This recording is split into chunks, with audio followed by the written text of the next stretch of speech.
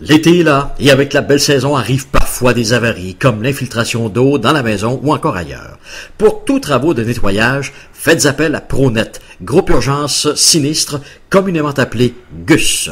De vrais spécialistes du nettoyage d'urgence, 24 heures sur 24, plusieurs équipes et plusieurs véhicules. Nettoyage, aussi d'échangeurs d'air et de conduits de ventilation.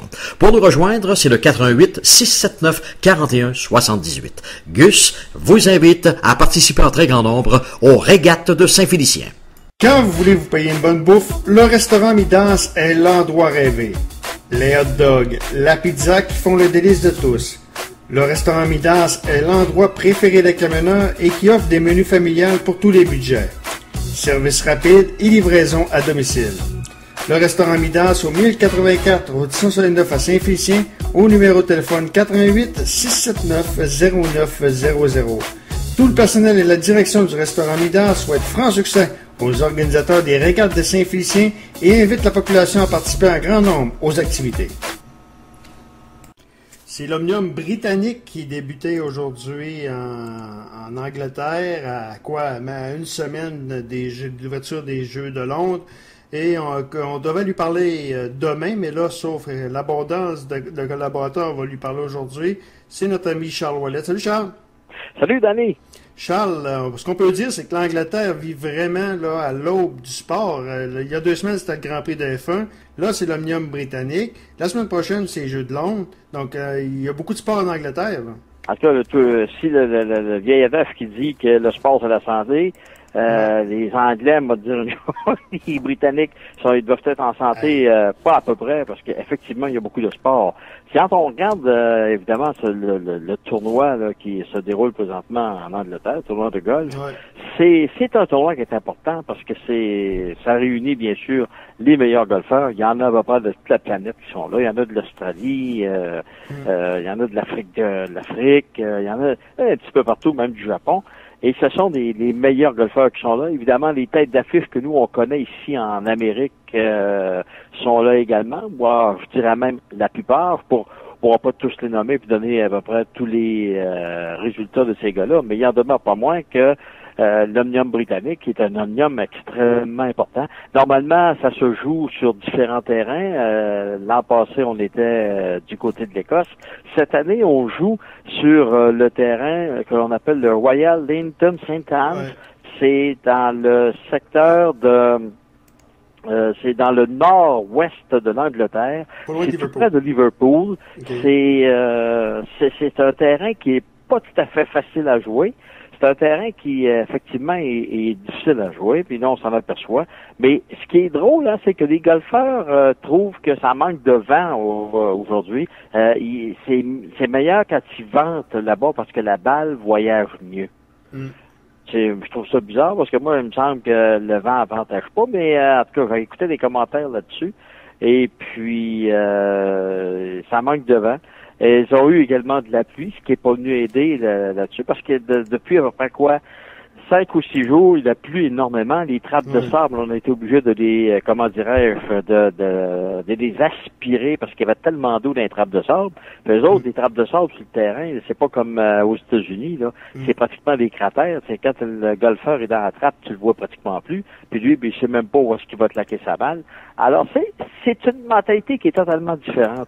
Et qui plus est, pour bien se préparer pour jouer sur ce tournoi-là, du côté de Lancashire, en Angleterre, il y a des golfeurs qui sont arrivés là depuis à peu près une semaine. Je peux citer par exemple le cas de Phil Mickelson, qui est là depuis une semaine pour se pratiquer, parce que c'est pas la balle réagit pas de la même façon sur ces terrains-là. Et quand tu tombes, par exemple, à côté des allées dans le foin, c'est pas évident parce qu'ils n'ont pas les mêmes coupures de gazon qu'en Amérique. Tu sais, t'as la première, deuxième et troisième coupure, alors que les autres, là-bas, c'est la première coupe, après ça, tu tombes dans le foin long, et le foin, il est raide pas mal. Alors, tu sais, ce sont des conditions qui sont totalement différentes, donc les golfeurs doivent s'adapter et aussi vaincre également le décalage horaire. Ouais, quand tu parles des États-Unis, tu t'en vas en Angleterre, mais c'est 6 heures de décalage. Il y a tout ça. Alors, ça fait que faut que tu t'adaptes à toutes ces situations-là. Et les golfeurs qui ont déjà joué ces tournois-là le savent très, très bien. Phil Mickelson, Tiger Woods, etc. Donc, le fait que c'est en Europe, on voit plus d'Européens, on voit plus de Japonais. Je te dirais que la crème des golfeurs sont plus là qu'au Master ou au US Open. Oui, ben t'as tous les golfeurs britanniques qui sont là, puis t'as les Écossais, puis les Australiens, etc. Donc, tu vas rencontrer moi, en tout cas, j'ai vu des noms là, que je connaissais pas, puis pourtant je fais le golf depuis quand même assez longtemps.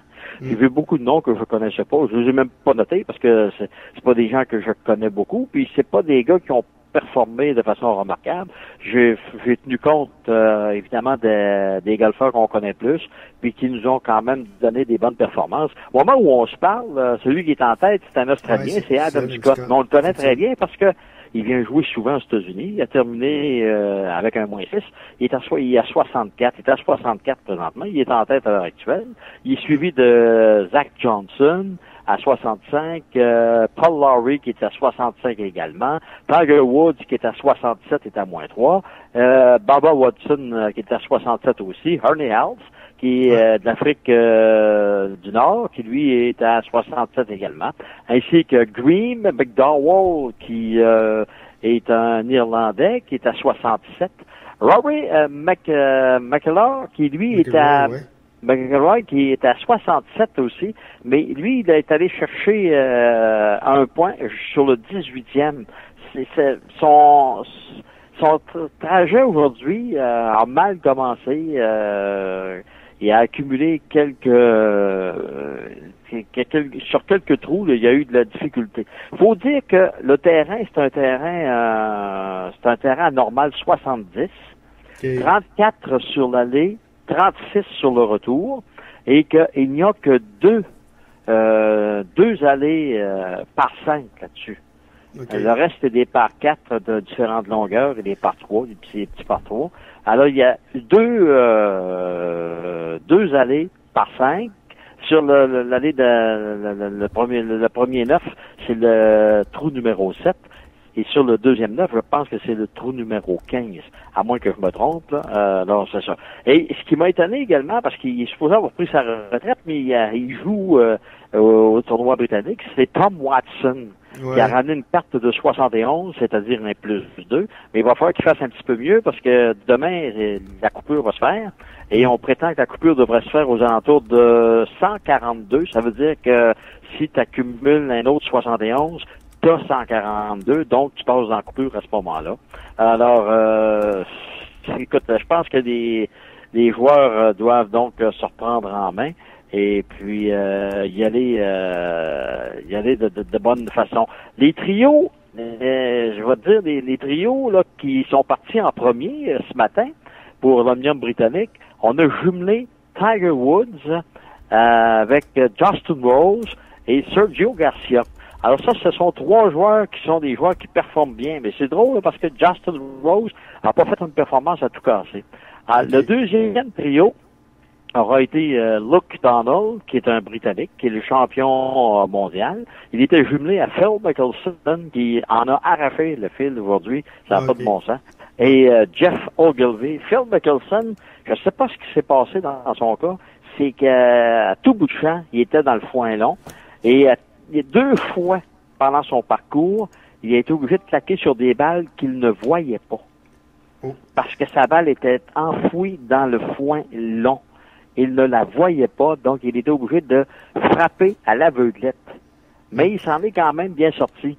Puis quand il est proche des verres, je l'ai toujours dit, puis je le répète encore une fois, c'est que Phil Mickelson, c'est un magicien autour des verres. On dirait qu'à chaque fois, il arrive à une affaire épouvantable, il finit toujours par s'en sortir. Il y a comme un don, ce gars-là, autour des verres. Et puis, Rory McIlroy, qui a été jumelé à Lewis Hutchinson et aussi à Keegan Bradley, qui sont pas là, Hutchinson qui est un Africain, alors que Keegan Bradley qui est un Américain.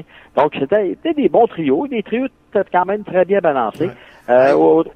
Au total, là, au moment où je te parle, là, 157 joueurs sont présentés sur l'étape de départ. Charles, l'Omnium britannique, pas l'Omnium britannique, mais le Masters, il y a eu un inconnu, Bubba Watson.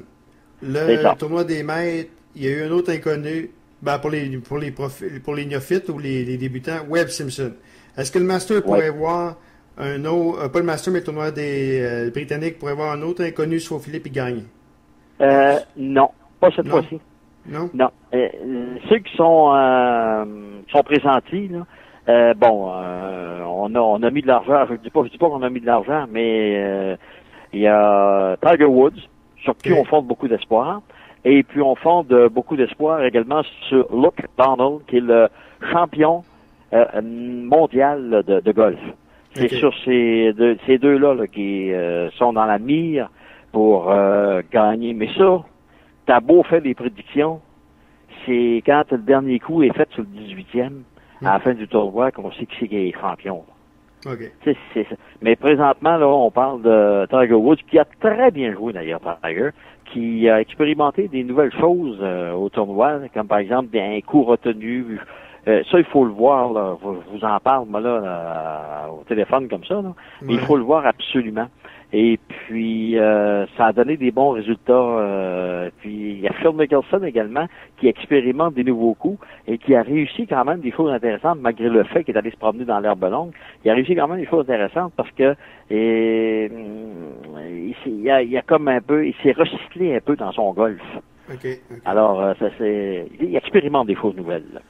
Donc, on va surveiller ça. Tiger, tu t'attends à quoi? C'est toujours lui, même s'il y a quelque part... écoute, avec Tiger, Tiger, c'est le gars de la dernière chance. Ouais. Tu te dis toujours, il passera pas, puis le Moses s'est réussi à passer. Et on sent qu'il revient. On sent que Tiger, là, tous ses problèmes sont en arrière de lui. Et que là, il joue du bon golf. Là, écoute, il est fini 3e, là, c'est quand même pas mauvais. Mais il a fini à 67, donc c'est pas mauvais.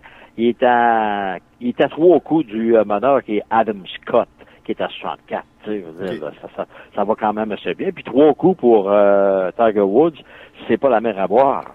Mais si tu te rappelles bien, c'est au Aluminium des États-Unis, Tiger, c'était le samedi que ça avait commencé je dirais, à se décliner ou encore à baisser. Est-ce que ça va être la même chose? Quoi que tu me dis, que c'est pas pareil. Je pense qu'il est sur une bonne lancée, là. Okay. Surtout qu'il a gagné un tournoi il n'y a pas longtemps. Fait que, regarde, là, on dirait que ça va bien. Comme on dit souvent, les odds sont de son bord. Ben, mais on va voir demain. On verra. Là, évidemment, aujourd'hui, c'est la première journée. Bon, là, il a fini en 3e. Demain, est-ce qu'il va finir en 2e? Est-ce qu'il va finir en premier? Parce que on va voir. Puis peut-être qu'il va faire une journée de poche aussi. Tu sais, le golf, là, c'est le seul sport où, à tous les jours, tu recommences à zéro. C'est incroyable. Quand tu t'embarques sur le tertre de départ, tu recommences. T'es à zéro. C'est comme ça. Puis tu peux pas crier après personne parce que c'est un jeu individuel. Donc, si la balle est mal claquée, c'est de ta faute. Toi, c'est pas de la faute du voisin. Ouais. Charles, on se parle lundi? On se parle lundi. Je suis ça avec un peu d'intérêt au cours de la fin de semaine. C'est sûr que j'aurai pas le temps de me mettre là-dessus au complet, mais je vais suivre les principaux rapports, surtout le dimanche. Et puis lundi, on pourra s'en reparler, voir si nos prédictions sont bonnes. Alors retiens ça, là, Luke Donald et Tiger Woods. Et évidemment, Tiger, tu peux pas passer à côté, c'est la vedette. Mais moi, là, personnellement, je mettrais peut-être, je dirais pas de l'argent, mais mes désirs de vainqueur iraient du côté de Zach Johnson et Adam Scott. Adam Scott qui joue du sapristi de bon golf. Fait qu'on va suivre ça, puis on s'en reparle lundi, Charles. Y a pas de problème. Voilà, donc c'est Charles Ouellet qui nous parlait de l'Omnium britannique qui est débuté aujourd'hui. Adam Scott est au premier rang jusqu'à maintenant.